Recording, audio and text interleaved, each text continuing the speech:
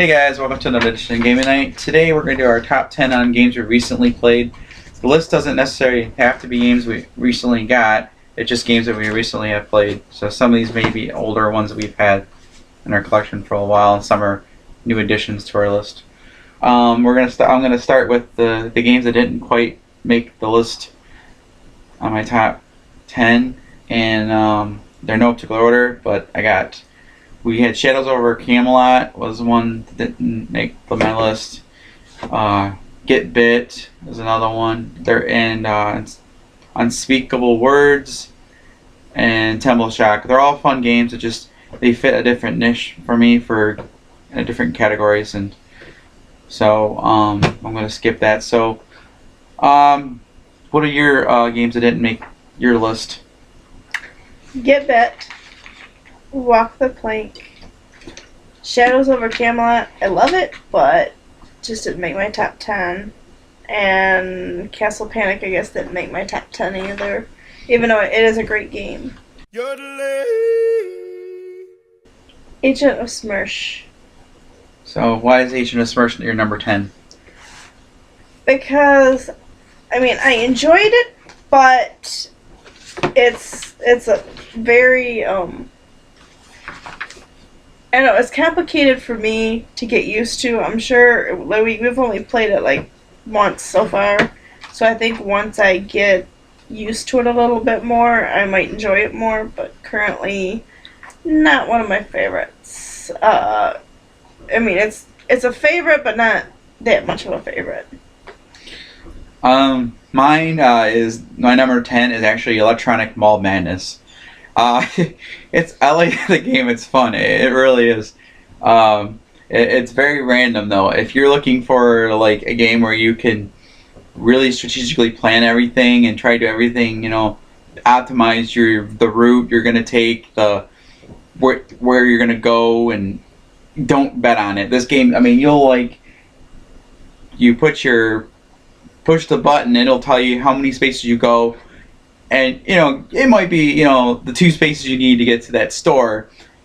And then you'll go to buy the item, and it'll say, item is unavailable. You cannot purchase it this time. And you're like, great. Or you push the button, and it'll say, you have to go to the bathroom. And it's like, great. So you get warped all the way to the bathroom, and it's like way out of your way. It's funny, but it's pretty cool, though. That's why I like it. It's kind of just crazy.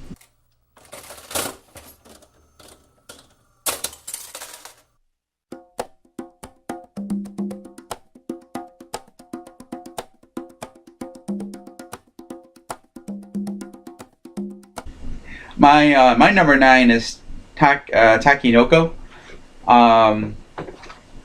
Takinoko is I guess you consider it a cross between Carcassonne-ish and like little strategic planning, because you have to kind of lay these hexagonal tiles down, and you're growing bamboo, and you either can grow the tiles in the right orientation to score you victory points, or you can have the pan eat the bamboo, or you can grow the bamboo at a certain height to score points. So the game's got like a random element to it. The dice, you roll the dice and determine what actions you can get, and just trying to plot your game from turn to turn is pretty cool.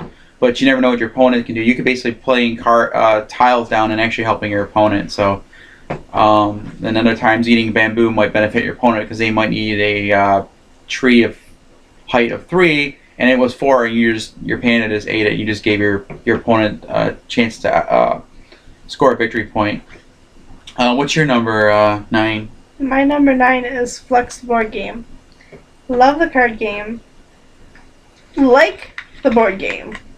Board game brings kind of some newer elements to the game, to the card game, so it's really, really fun. But the only bad thing is it's only 4 players. I wish they would make the expansions to make it more.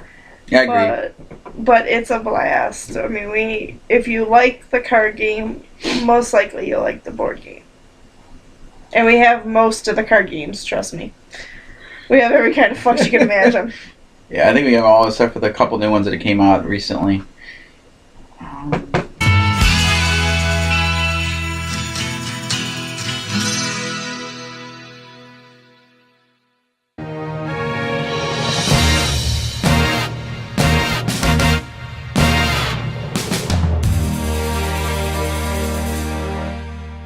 My number 8 was Mall Madness.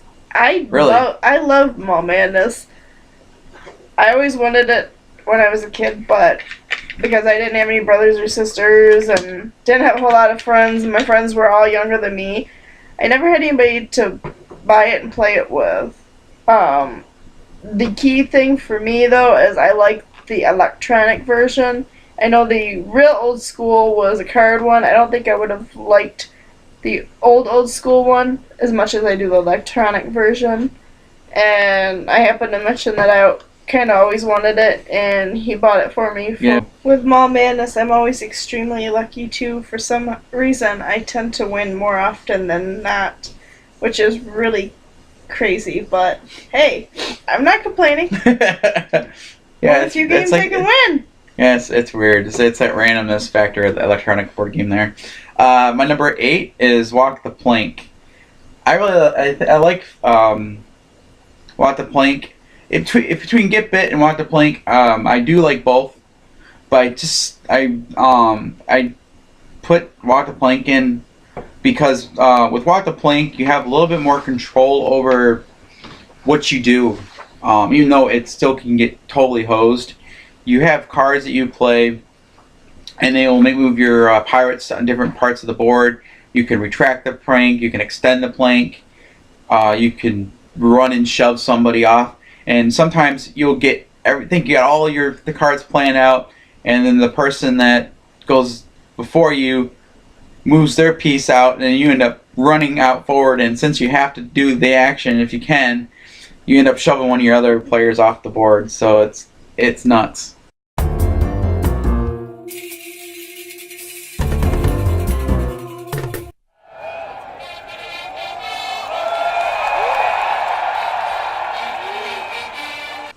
Then my number 7 was Roll For It. That was one of our new ones that we got. Roll For It. It's a really easy dice game to pick up and play. You basically have a set of dice. I think it's 6, if I'm not mistaken. Yeah, it's 6 dice, and you will roll them. And there's cards that have the same have dice number on them. Like it'll say like 2, 3, and 4 on the dice on the card, and you allocate your dice on those cards you want to thing. The thing is you have to make sure you don't spread your dice out too much. If you spread your dice out too much, you're going to be stuck with not being able to score those cards. So you have to kind of like think how many dice you want to put on the card or cards, and then when your turn comes up again, you can roll and try to get it. But if someone else gets it before you do, then you get all your dice back on your next turn. Or if you think you spread your dice too thin, or you don't think you're going to stand a chance, you could take all your dice and re-roll. But you can't just say, well, I just want to take them off of this one, because I'm only one shy on this one. But if you take the dice, you have to take them all. So it's not like you really have to use your strategy, but it is luck based too. You could just get really lucky with the dice rolls. What's your number 7? My number 7 is Temple of Shock. I do like it. I've only played it once, but I did like it. It's got the Indiana Jones feel. Even though I got killed off right before I finished, I still really, really enjoyed it. We actually both got close to the end, and we both were knocked off, and our friend ended up beating us. She was very lucky. But there's so many different things you have to make sure you do. For example, you got to make sure you move the right amount of movement without being ran over by a boulder. You got to make sure you don't fall in the water, which is what happened with us. Yeah, I usually get I either get crushed by the boulder or the lava destroys me completely. Usually. Yeah, so it's a pretty cool game and a pretty cool concept.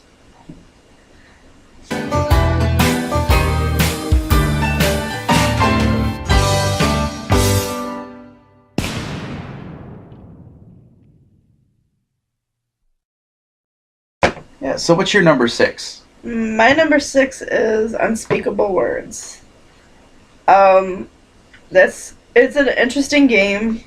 Um, I it's just you roll a letter, and then you try to make up words with those letters. And You mean cards? You oh mean? yeah, Yeah, with the they're cards. So it's kind of almost like, I don't know, kind of a cross between Scrabble maybe. Yeah, Scrabble. And, Yeah, because you instead of drawing tiles, you yeah. got cards instead of tiles. And then you try to get the points and have the most points at the very end, of course. Without getting eliminated. Yeah, without getting eliminated. I've won a game, I've lost a game. Yeah. He's won. I mean, it's a pretty fun game, and I think a lot of our friends kind of enjoyed it because it's a different type of game and it's a different pace. Yeah, what I like about it is, like, you could go for scoring the biggest word in the game, but then you have to, if you, like said, spell a word that it's like it costs 15 points, and you got to roll a 20-sided dice. If you roll less than 15, you lose one of your sanity markers, and it gets to the point where trying to score more points, maybe what you want to do, but then as your sanity starting to go down, you're like, great, I can't start aiming for higher point words. So the dice kind of like, yeah, you have to. It is random with that aspect. But then when you get down to one sanity, it's hilarious because you can start making your own words up. You can put XYZ as a word, and then hope that you roll that number and score those points, or you just fail and you're eliminated. It's just crazy. My number 6 actually is Flux, the board game.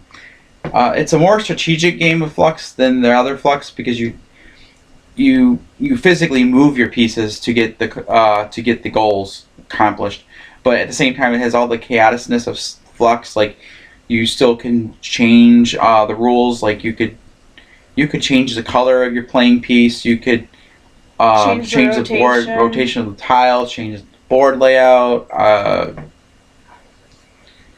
You could play another goal. You could change how many goals you need to win. Because the other one, you only need to get one goal and you win the game. This one, you have to get a certain amount of goals based on where the peg reaches for that game. So you might need to get 3 goals to win the game, and then someone might say, "Well, I want to up it to maybe 5 goals to win the game." So it's more. It's not just like, oh, someone got the goal by pure luck and they won the game. This one you kind of have to get multiple goals in order to win a game. And what's interesting is you could know that the second goal of the game is going to be like cookies and milk, and you can say, well, I'm going to woo my guy on cookies and milk, even though it's not that goal, and then someone else forgot that was the second goal. They got the first goal, and then being your pieces are already on those 2 that you need, you take that card. So you can kind of like strategically play one step ahead, but with Flux you can't always do that.